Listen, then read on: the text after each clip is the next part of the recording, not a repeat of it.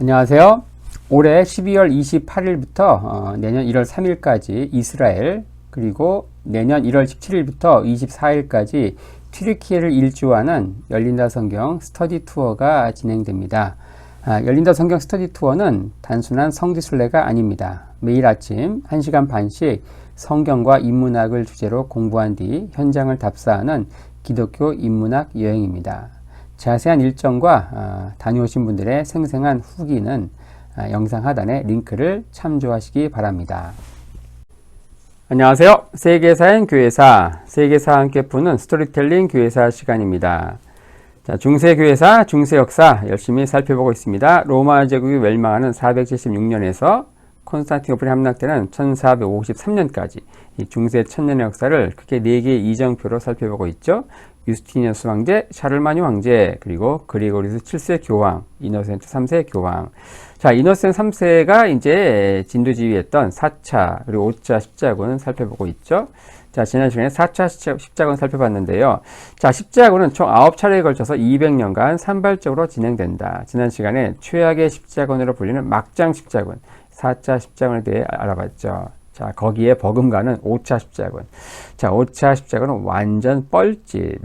책임은 전적으로 교황에게 라는 제목으로 한번 5차 십자군 살펴보겠습니다. 1192년 이제 강화조약이 체결이 되죠. 3차 십자군이 물러가면서 리차드와 살라딘 사이에 맺어진 강화조약. 예루살렘 성지를 수복했느냐? 아닙니다. 딱 하나, 바로 안전한 성지순례를 보장한다. 요거 딱 하나 거진 거예요. 이 3차 십자군의 유일한 성과물이었다. 자, 그런 가운데 1193년 살라딘 그리고 1199년 리처드가 죽습니다. 이 강화조약의 주체 모두 사망했지만 어때요? 이후에도 평화는 계속 이어진다. 이 강화조약은 유효했다. 왜냐? 살라딘으로부터 형인 살라딘으로부터 권력뿐만 아니라 생각까지 물려받은 그의 동생 알-아딜이 조약을 계속 갱신했기 때문이죠. 게다가 기독교 쪽에도 냉철한 현실 인식 능력을 가진 이벨린의 발리 양이 잘 또 보조를 맞춰줬다는 거예요. 이 기간 동안 대략 1200년에서 1218년까지 성지의 기독교인들은요, 평화를 마음껏 누렸어요. 하지만 문제는 뭐냐? 이 정보라는 것은 멀리 가면 갈수록 이해하기 쉬운 것만 전해지는 경향이 있다는 겁니다. 유럽의 기독교도에게는 어때요? 그저 이 성도 예루살렘이 아직까지 이슬람 교도의 지배 아래 있다는 거, 그게 중요하죠. 이 평화를 누리고 이런 게 중요한 게 빨리 거기 뺏어야 되는 거예요. 자, 이러한 배경에서 바로 소년 십자군이 탄생하게 됩니다. 1212년 독일 니콜라스라고 하는 아이가 농부 7,000명을 모아서 자신이 홍해를 가른 이 모세의 기적을 보여주겠다고 큰 소리를 빵빵 치고 어디까지 가느냐? 제노바 항구까지 갑니다. 당시 중세 유럽의 지옥과 같은 현실을 벗어나고픈 이 구름대와 같은 군중들이 모여듭니다. 그는 모세처럼 어때요? 두 손을 들고 지중해 바닷물을 세게 쳤어요. 하지만 아무리 쳐도 어때요? 그리고 밤새 기다려도 아무 일도 일어나지 않는 겁니다. 갈라져야 되는데 바닷물이. 자, 그러니까 대부분은 실망하고 해산했죠. 하지만 일단의 추종자를 데리고 니콜라스는 누굴 찾아가는가? 교황 이노센트 3세를 찾아갑니다. 이 교황은요, 이 아이를 잘 건면해가지고 집으로 돌려보냈다고 하네요. 자, 여기까지 괜찮은데, 같은 해에 이제 프랑스에서 스테판이라고 하는 목동이 일을 저지릅니다. 그는 자신이 이제 예수님이 직접 쓰신 편지를 갖고 있다고 하면서 프랑스의 왕인 필립 2세를 찾아가서 자신이 받은 계시를 전하려고 길을 떠납니다. 그가 마르세유 항구에 도착했을 때는요, 어린아이들 3만 명이 모였어요. 3만 명. 그리고 겨우 무리가 많으니까 국왕이 만나줍니다. 생드니에서 필립 2세가 이 아이를 만나거든요. 그러면서 아이가 왕에게 예수님이 직접 쓰신 편지다 하면 딱 내밀어요. 그러니까 왕은 당연히 읽지도 않고 이 아이를 쫓아내죠. 쫓아냅니다. 자, 그리고 나서 이 아이는 소년 십자군이 되어서 이슬람을 평화적으로 개종시키겠다라고 하면서 어때요? 떠납니다. 사제들이 막죠. 하지만 소용이 없죠. 마르세유 항구에서 배를 타죠. 하지만 배는 수척의 난파가 되고요. 이슬람 땅에 도착한 소년들은 전부 노예로 팔렸다. 그리고 한 무슬림 지도자는요, 수백 명의 아이를 불쌍해가지고 다시 유럽으로 돌려보냈다고 하네요. 이런 가운데 교황 이노센트 3세, 지난 영상에서 한번 언급했죠. 중세 유럽 기독교에서 가장 최고의 권력을 휘둘렀던 교황이었다. 교황은 태양, 황제는 달이라고 하는 최고의 명언을 남긴 중세 최고 전성기를 구가했던 교황이 자 어떻습니까? 36세에 선출되었다. 그리고 전임 교황이 80대 중반의 즉위에서 곧바로 선종했기 때문에 돌아가셨기 때문에 추기경들 사이에서도 이번 기회는 젊은 교황을 뽑아서 시국에 이 어수선한 시국에 강하게 대처하자라는 견해가 일치되었기 때문에 단번에 한 번의 투표로 교황이 선출됩니다. 자, 그는 새로운 물결에 대한 아낌없는 지원을 한 교황으로도 유명한데, 자, 그 이노센트 3세 교황 때 그 유명한 성 프란치스칸 수도회가 이제 승인이 되죠. 이 프란치스칸 수도회는요, 그 이전에 있었던 알비파하고 상당히 비슷했거든요. 극단적인 가난을 강조하면서, 거의 비슷해요. 그래서 자칫하면 과격 분자로 몰려가지고 화형에 처해질 수 있었지만, 교황 이노센트 3세는 이 프란치스칸 수도회를, 기존 교회 안에서 이제 품에서 이제 끌어안는 거예요. 그래가지고 승인을 했다. 자, 그리고 또 두 번째로 지원한 게 누군가? 바로 프리드리 2세, 신성 로마 제국 황제인 프리드리 2세를 지원했다는 겁니다.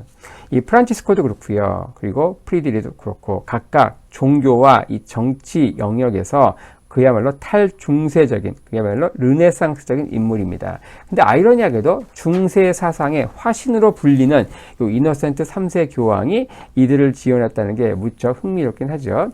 자, 이 언급했던 두 사람, 이 프란치스코와 그리고 프리드리 2세는요, 굉장히 또 주목할 만한 또 인물이거든요. 그래서 이들은 오늘은 이제 5차 십자군이 주제이기 때문에 여기서 이렇게 간단히 언급만 하고 다음과 다음 영상에서 각각 이들의 인물에 대해서 좀 자세히 소상히 다룰 계획입니다. 자, 1215년 예루살렘 왕인 장 1세의 십자군 호소를 바탕으로 교황 이노센트 3세는 4차 라테란 공의회를 개최합니다. 그는 자신의 주도하에 진행되었던 4차 십자군, 이 탈선해버린 4차 십자군을 대신할 새로운 십자군 모집을 여기서 논의하게 되는데요. 자, 이 4차 라테란 공의회는 이 교황 자체가 굉장히 힘이 있었기 때문에 중세 최대 규모의 공의회로 열립니다.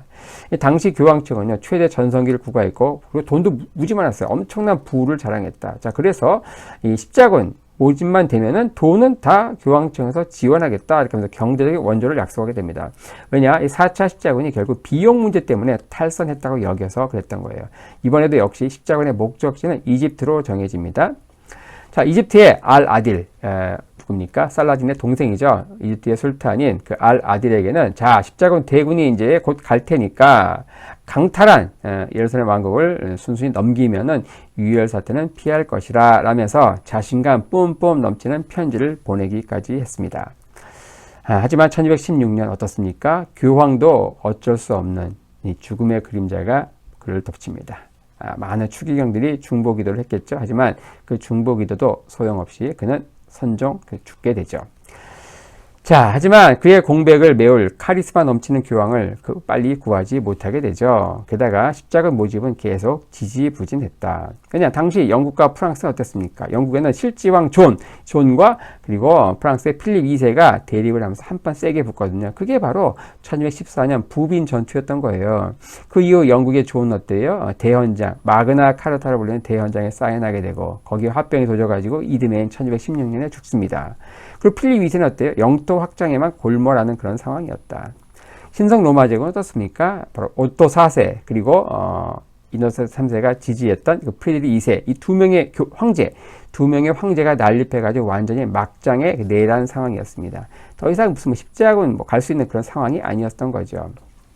이런 상황에서 당시 십자군 왕국의 상황을 간략히 볼 텐데요. 여기 역대 그 고두프라부터 시작해가지고 이사벨 1세, 코라도 1세까지 이어지는 십자군 왕국의 왕들의 목록을 보고 있습니다. 간단히 이름만 언급하겠습니다.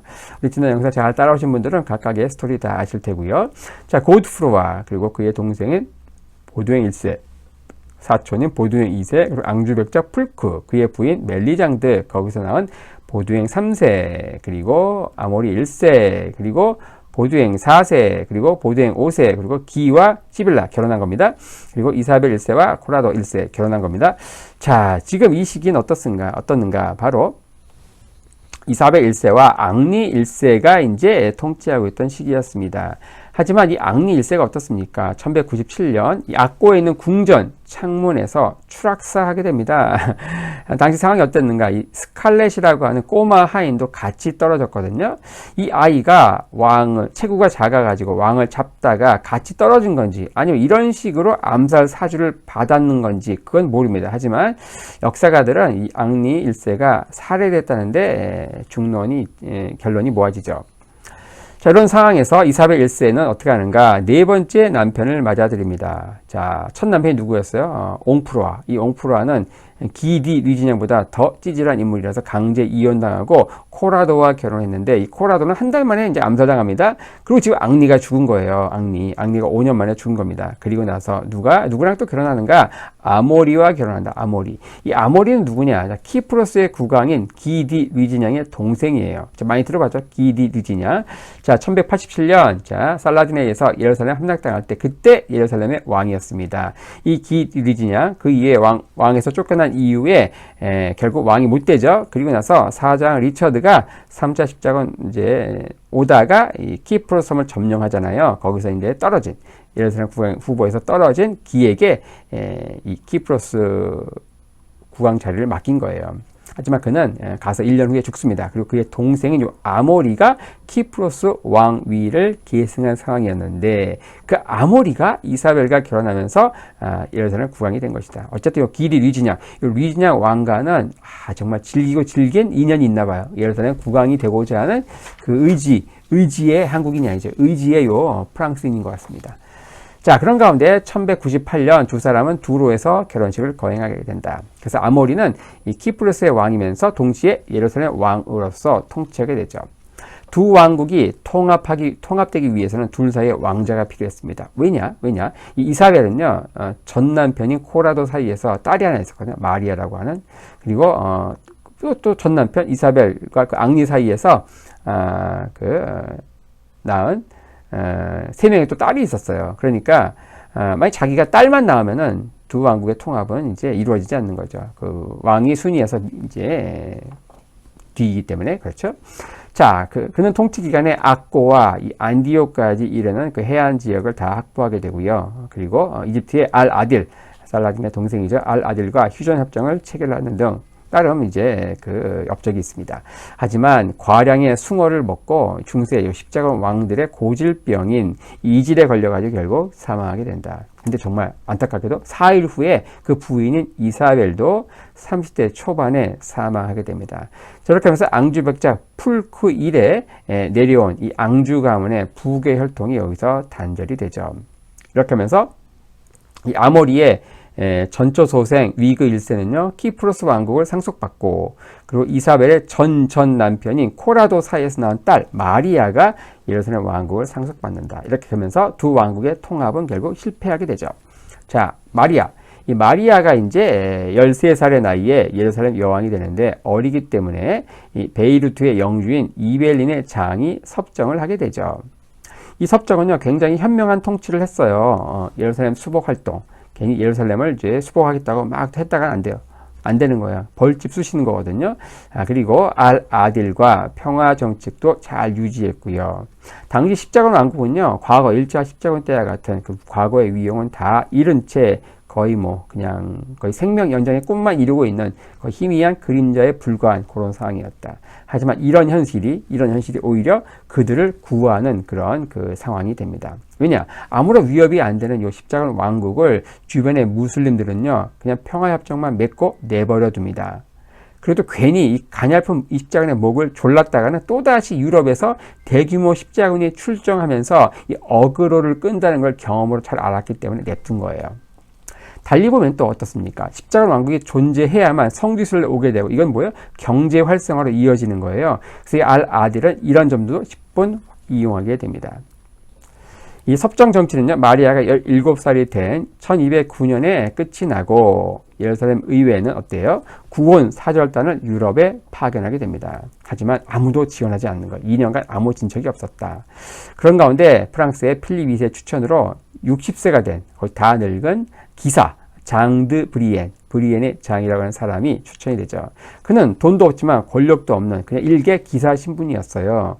하지만 필립과 교황 이노센트 3세는 그에게 왕의 품위에 맞는 엄청난 돈을 이제 빌려줍니다. 돈을 빌려줘요. 그리고서 1210년 두로에서 결국 결혼을 해서 장 1세로 즉위하게 되죠. 섭정 이벨린의 장이 추진해왔던 평화정책을 그는 잘 계승을 했고요. 그리고 그 성지에 있는 기사단, 뭐 성전기사단, 그리고 요한기사단, 투튼기사단, 이 기사단과도 합이 잘 맞았습니다. 장은 나이가 많았잖아요. 그래서 장의 노련한 처세술, 그리고 지혜에 이 기사단들은 깊은 감명을 받고 마음으로 그를 존중했다고 합니다. 그는 무슬림과 평화정책을 추구하는 가운데서도 또 한편으로는 교황 이노센트 3세에게 새로운 이집트를 정벌할 새로운 십자군을 요청하기도 했습니다. 하지만 문제가 발생합니다. 1212년 어때요? 부인 마리아가 딸 욜란데를 낳고서 죽습니다. 자, 그러면서 외동딸 욜란데, 그는 핏덩어리 갓난아기였죠. 그는 이제 태어나자마자 이사벨 2세로 선포가 되죠. 그리고 이제 그의 아버지인 장드 브리에는 왕에서 섭정으로 지위가 내려와서 십자군 왕국을 통치하게 된다. 이게 이제 5차 십자군이 벌어질 당시 이 십자군 왕국의 상황입니다. 자, 이노센트 3세, 중세 최고 권력의 교황인 이노센트 3세가 죽고 나서 등장한 사람은 누군가? 바로 호노리우스 3세입니다. 자, 그는 교황청 주도의 십자군 결성에 열의를 보였는데요. 마침내 이제 5차 십자군이 이제 이루어지는데 간략하게 보면요. 1218년, 19년 요 2년 사이에 장 1세, 예루살렘 습정이었던 장 1세 휘하에 십자군이 다미에타 요새 대부분을 점령을 합니다. 다미에타 요새 대부분을 점령한다. 바로 다미에타 여기죠. 카이로, 수도인 카이로를 진격하기 위해서 여기에는 요새, 다미에타 요새를 점령하고 나서 이제 가야 되는 거예요. 자, 근데 어떻습니까? 1218년 이 점령 도중에 이집트의 술탄인 알-아딜이 죽게 됩니다. 그리고 그 아들인 알-카밀이 이 다미에타 방위에 올인하는 사이에 카이로에서 그의 동생이 쿠데타를 일으킵니다. 이렇게 되니까 알-카밀은 병력을 카이로로 돌릴 수밖에 없는 그런 상황이었다. 그래서 그는 어쩔 수 없이 예루살렘을 십자군에게 양도하는 조건으로 평화조약을 제안을 하게 되죠. 자, 십자군 명분은 뭡니까? 분명 성지 탈환이었잖아요. 그러니까 이런 조건이라고 하면 전혀 마다할 이유가 전혀 없는 판타스틱한 제안이거든요. 3차 십자군의 영웅인 리처드도 고작 성지순례의 안전만 보장받았지 성지 회복은 못했어요.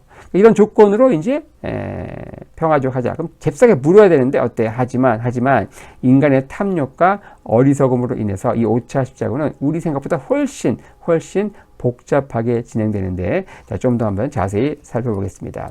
시계를 거꾸로 다시 돌려가지고 1218년 알-아딜 술탄이 사망할 당시로 다시 돌아가 보죠. 자, 알-카밀은 이 다미에타 요새의 방어에 올인하고 있었어요. 당시 십자군은요, 여러 겹으로 요새화된 요 다미에타 요새의 외곽만 조금 점령하고 있을 뿐이었습니다. 겨우 점령했다. 이때 교황 호노리우스 3세는요, 아주 애석하게도 이 십자군을 돕는답시고 아주 어리석은 결정을 내립니다. 그게 뭔가? 바로 광신적인 추기경 펠라기우스를 파견한 거예요. 거기다가 5차 십자군 군대 지휘권까지 주면서 말이죠. 자, 펠라기우스 추기경은요, 성직자임에도 불구하고 성무 이상으로 이 세속에 관심이 너무 많았다. 게다가 무엇보다 너무 오만하고 독선적이었다는 거예요. 자, 이런 인물을 지휘권 일원화가 안 된 십자군에게 보낸 건 결과적으로 엄청난 재앙이 됩니다. 역시 그는 도착하자마자 당시 나름 총사령관으로 십자군을 이끌고 있던 장 1세의 지휘권을 물고 늘어집니다. 왜냐? 그의 부인이 죽었잖아요. 그러니까 당신 더 이상 왕이 아닌데 왜 당신이 사령관 노릇하냐? 그러면서 자신의 지위가 장 1세보다 높다고 하면서 지휘부 혼란을 초래하죠. 또 이제 왕도 아니잖아. 그러는 거예요. 자, 펠라기우스 등장이 인재였다고 하면 어떻습니까? 1218년 10월 이후 폭풍, 홍수, 전염병이 닥치는데 이건 천재였죠. 하지만 이것은 적군, 아군 상관없이 덮치면서 엄청난 희생을 이제 초래하게 됩니다. 이듬해인 1219년 펠라기오스는 어떻게 합니까? 전쟁 지속을 명령하죠. 왜냐? 이 전염병이 다미에타 수비군도 덮쳤으므로 지금이 공격할 기회라고 판단한 거예요. 자, 알카밀은요, 궁정에서 일어난, 카이로에서 일어난 그 쿠데타 때문에 병력을 빨리 돌려야 되는 상황이었습니다. 자, 그런 가운데 1219년 여름이 되면서 어느덧 포위전은 1년이 넘어가는 상황에서 알카밀은 더 이상의 의미 없는 이 소모전을 끝내고자 결심을 합니다. 그래서 예루살렘을 십자군에게 넘겨주는 파격적인 조건으로 평화협상을 제안한 거예요. 그런데 더 놀라운 건 뭡니까? 이 펠라기오스 추기경이 이걸 거절했다는 거죠. 왜 거절했을까? 자, 그는 이집트를 모두 점령하겠다는 야망으로 불탄 거예요. 처음에는 예루살렘 수복하러 왔다가 나중에 그거 준다고 하니까 욕심이 더 커진 거예요. 욕심이 잉태한 뒤 죄를 낳고 죄가 장사가지고 사망을 낳는 건데 이 추기경이 거의 그런 상황인 거죠. 자, 이집트 전체를 먹겠다고 하는 야망에 불탔다. 거기다가 또 뭔가 그는 어떻게 생각했는가? 상을 오판한 건데, 이 알카밀이 이런 제안을 했다는 것은 그만큼 알카밀이 궁지에 몰렸다고 판단한 거예요. 거기다가 신성 로마 제국 황제인 프리드리 2세가 대군을 이끌고 반드시 우리를 지원하러 오리라고 철석같이 믿었다는 겁니다. 근데 하나도 이루어진 게 없죠. 프리드리 2세는 오지 않았고요. 알카밀은 궁지에 몰렸지만 대치기를 하게 됩니다. 이집트를 점령하지 못하고 그냥 돌아가게 되는데, 자, 이후에 십자군은요 이탈 부대가 속출하게 되죠. 왜냐? 예루살렘 탈환을 위해서 온 거야. 이들은 다미에타 요새 하나 점령하는데 이렇게 엄청난 피해를 봤는데 과연 이집트 전체를 정복한다는 게 그리 간단할지도 의문이었던 거예요. 자, 이런 상황에서 십자군이 붕괴되지 않은 건 그나마 이 장 1세의 뛰어난 지도력과 또 그를 흠모했던, 그를 존경했던 이 3대 기사단이 장 1세를 잘 호위했기 때문입니다. 이 평화를 위한 노력은 1219년 8월에 당도한 이 성 프란치스코에 의해서 다시 시작합니다. 성 프란치스코는요, 십자군에 종군해가지고 갑자기 나타나는 거예요. 그리고서 이집트 술탄인 알카밀에게 찾아가서 전도를 합니다. 전도. 당시 무슬림에게 개종을 권유하는 것은요, 엄격하게 금지됐거든요. 그러니까 그는 목이 떨어져도 할 말이 없는 상황이었다. 하지만 알카밀은요, 이분을 보고서 정신병자라 생각해가지고 그냥 돌려보냈다고 합니다. 1220년 교황 호노리우스는요, 십자군 원정 조건으로서 이 프리드리 2세에게 황제 대관식을 거행해 줍니다. 하지만 그 황제는 십자군에 가겠다고 하면서 계속 차일피일 미루죠. 그리고 다미에타에 있는 십자군들은 황제만 학수고대 하면서 기다리는 거예요. 그러다가 결국 1220년 8월 안 오니까 이 펠라기오스가 어떻게 하는가? 카이로 진군 명령을 내립니다. 이런 가운데 어때요? 장 1세 현지 상황에 밝은 이 장 1세는 카이로 진군 24km 남긴 지점에서 진군을 멈춰야 한다고 얘기합니다. 왜냐? 당시는 나일강이 범람하는 시기였거든요. 하지만 펠라기오스는 진군을 고집합니다.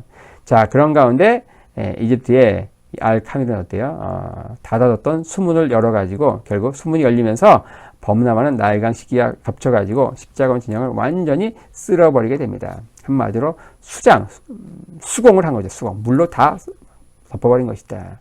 우리